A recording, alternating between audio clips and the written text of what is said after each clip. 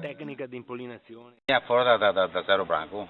Dopo c'è sta l'apo che mi ha inserito dentro a fare la radice per il seme e mi ha mandato i tecnici in agraria da Verona, dei dottori da Verona, dall'Università di Verona, insegnarmi a fare questa sabisa, pollinare, mi provavo con le api, anzi prima mi provavo con i moschi, dopo mi provavo con i bombi, però è meglio tutto dell'api, insomma.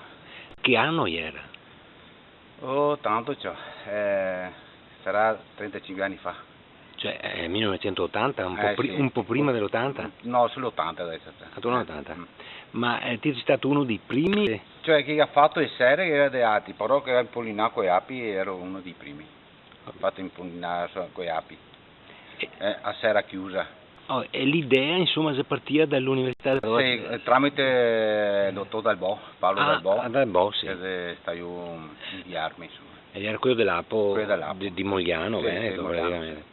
Vabbè, e andiamo a vedere Sì. questa roba. Questo qua è un primizio, proprio un precoce. Questo qua è un, Questo sì.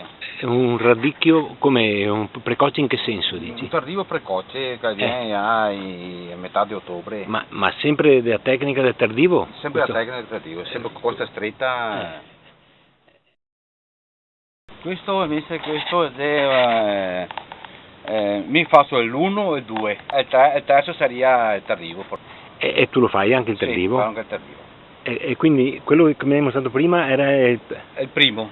il precoce, diciamo, sempre la varietà tardiva, Sempre ma precoce, che verrebbe maturo verso pronto, il 20 di ottobre là. proprio è il primo che viene sul mercato, primo, insomma. sì. Anche qua in pianura da noi, Sì, senza andare anche qua. E mentre questo viene ai morti.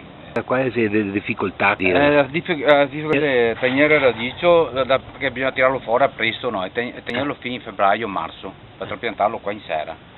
È là il passaggio che si fatica a tenere radicio. E quest'anno te mi dicevi delle difficoltà? Difficoltà perché il terreno stanno, pioveva sempre, se in marzo, fine marzo, e radicio non ha resistito, nonostante che si guardava da tenerlo in tutte le maniere, vari trattamenti. Ma... Ascolta, ma adesso sei dentro e ave? Sì, da qua. Quanto tempo fa hai messo la casetta dentro? 3 giorni. 3 giorni. E da adesso? Fino a verso il 20 di luglio. Tu non entri più? No, io non entro più.